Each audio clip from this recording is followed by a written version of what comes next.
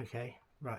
So in conclusion to the video that I done at the D Street building that I was in, the pink building, I found out that in the early years, it finished being built in 1911.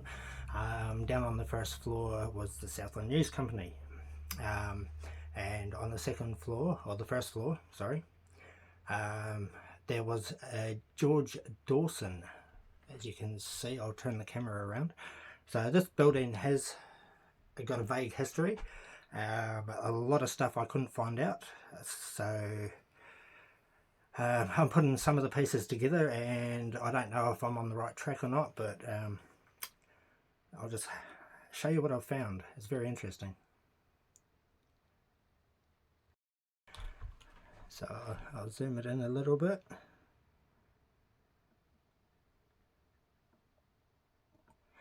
Right, so what I found out is that in 1911 to 1914 was the Southland News Company on the ground floor.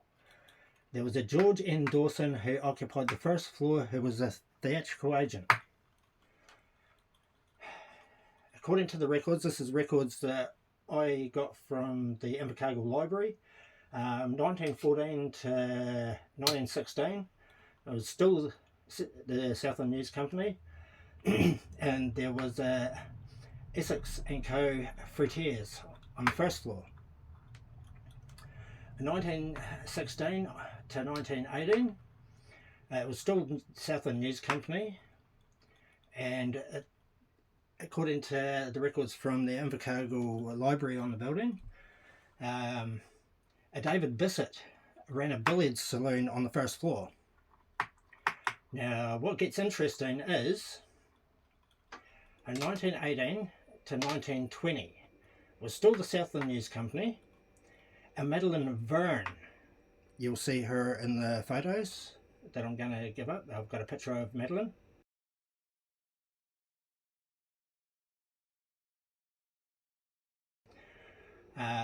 She occupied the first floor, and according to them, she was a dance teacher.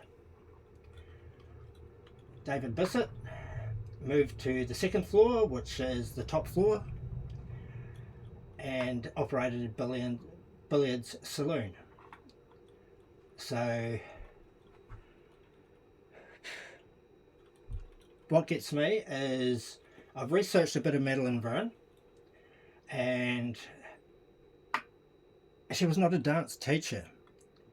She was into theatre and theatrics. She done a theatre in Invercargill. She was a lead role, and that was The Social Outcasts. I couldn't find what year. I'm presuming it was around the 1918 to 1920 mark. So somehow it ties in with a theatre agent. I don't know why they've stipulated that she was a dance teacher. David Bissett is of interest. It was 1921. It was Southland News Company, and then Madeline dropped off the scene. So apparently there was supposed to be offices, and it was occupied by Digger newspaper, Mrs. AC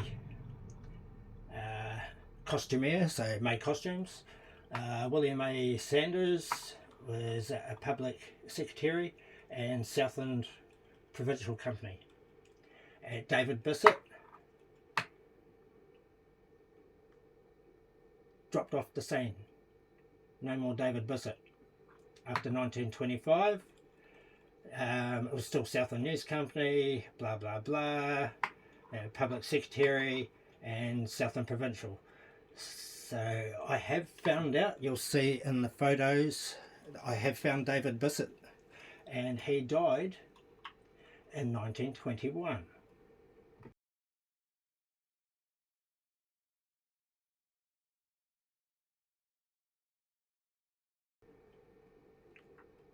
I don't know how he died. From 1925,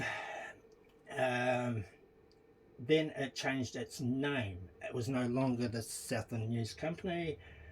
It became the Southland Times. Right, so William A. Saunders, Public Secretary, occupied the first floor. No second floor recorded. So apparently there was nothing on the top floor anymore. Now, what is vague is Madeline Verne. It says in her biography that she went to London and ran a theatre and a theatrical company in London in the early 20s.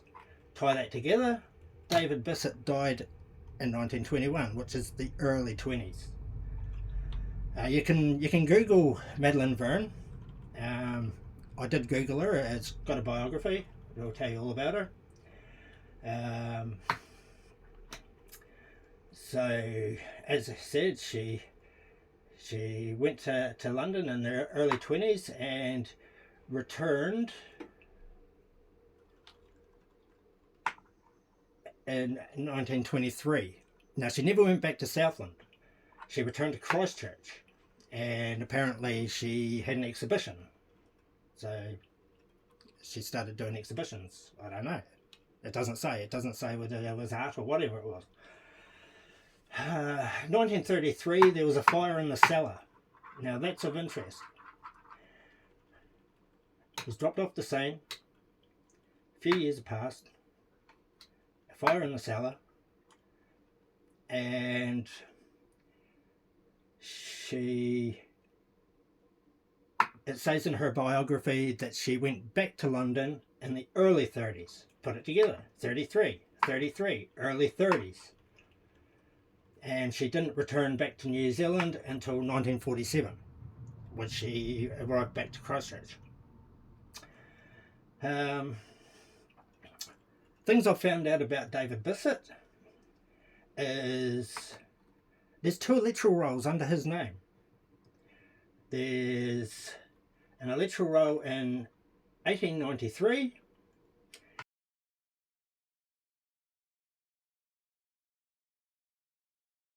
and an electoral roll in 1896.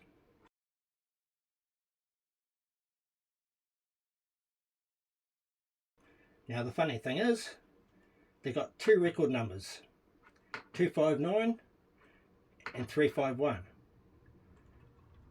But on the electoral roll is only 1 reference number, and that reference number is 230. That's on both electoral rolls. Why is there 2 electoral rolls, 2 different years, 2 different records? So obviously, you know, it got recorded on 259 was the number of the record in 1893 and 351 in 1896. That's confusing for me. I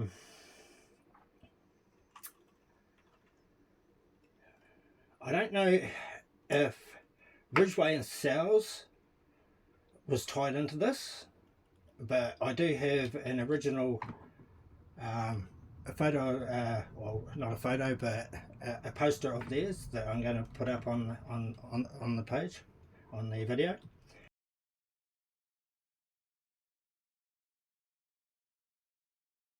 And that was in 1920.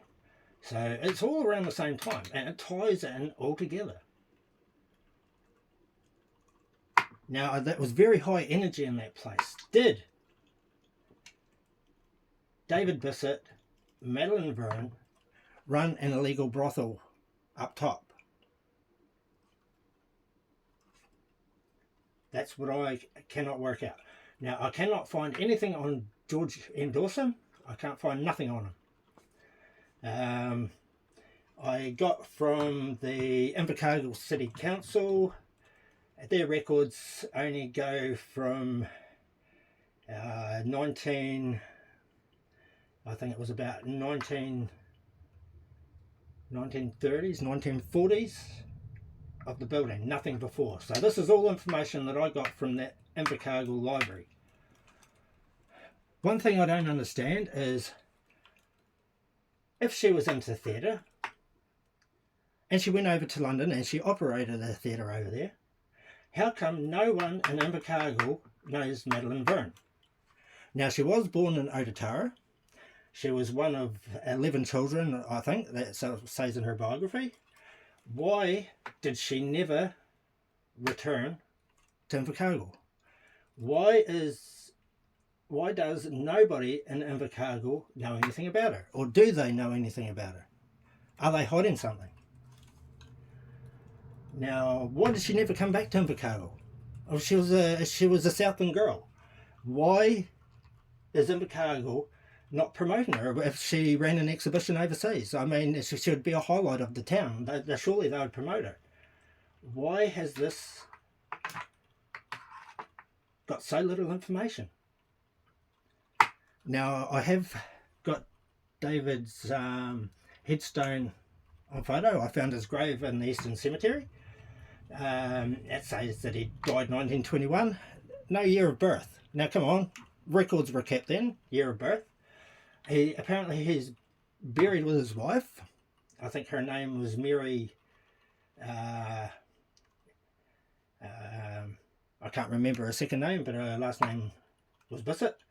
And apparently there's supposed to be 2 children in the grave. Now you'll see the headstone, there's no mention of the children.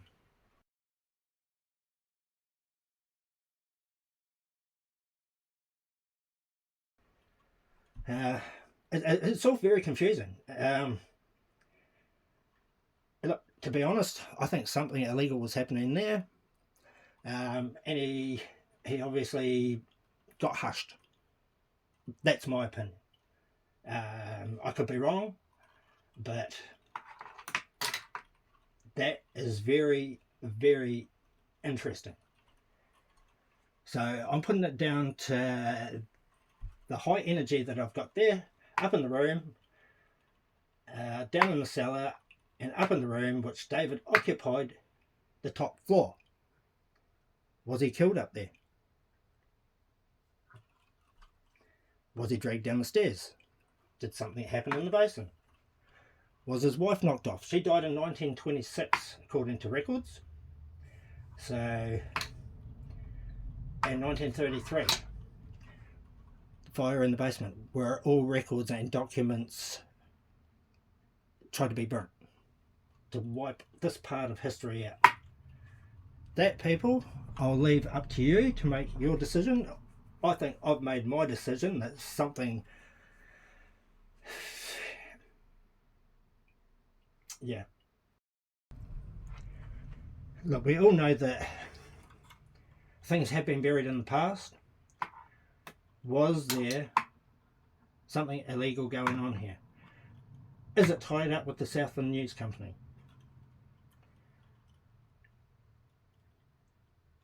Was it a brothel run by the social, people say elites, but I'll say the upper class people? Was that a place where they went, played pool, prostitution? That's what I'm putting it down to, people. And no other details known of her from 1947 to 1985. Now, she did die at an old age. She died 91, I think it was. So she did die in 1985, and she lived in Hamilton. Why did she never return down south? That I'll leave for you to decide. And if you agree with me, leave a thumbs up and a like. I just find this very intriguing, and if it is David in there, I hope that the secret is out now. I hope that you can be put to rest.